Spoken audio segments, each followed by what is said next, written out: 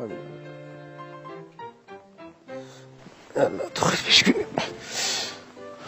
بخواه بچه نماز تا بخوان. مادرت نماز خوان، من خواندم، بخواه نماز تا بخوان.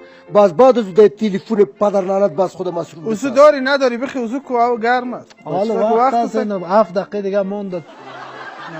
نماز مهم است یا چت تو؟ وقت فرض است های نکو. اوزن چی میکنی؟ گناه باش خلاص کنه چی میکنه؟ این چی است؟ این همون تمیشه نمتو میخوانه. خب متعاقب کدیش؟ چرا ما رو نگفتی قدر وقت؟ حالا چطور کنم روز برات گفتم تو این بچه قسم اینه. تو بیش به او بچه. بیش به. سونما بیا تو پیش بیا. ایسو بیا او بچه. این چی بود این نماز خواندن؟ این نماز خواندن بود یا سر خود ریشخند زدن؟ چرا؟ نه سجدهت صحیح بود، نه رکوعت صحیح بود، نه قیامت صحیح بود. این چی میکنی؟ یعنی چی؟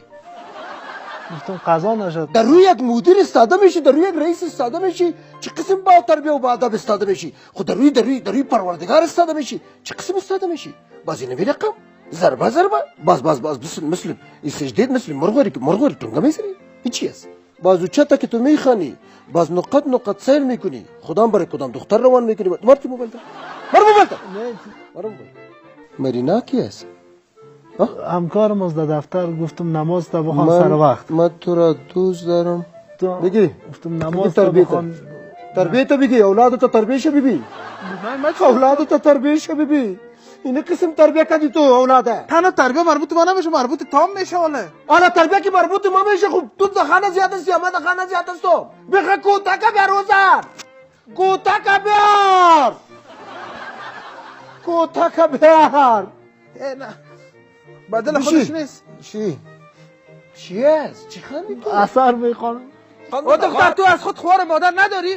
تو یک دختر یک بیشرف که با خدا آمدم در خانه دم چیرت میکنم. چیر پارت میکنم.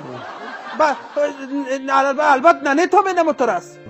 مادر نکن تو. به خاطر خفا میشه اینا. به خاطر چت زی که کتزی چت میکنی. باز نمازم او رقم میخوانی ها؟ چت کردن ایسو بیا.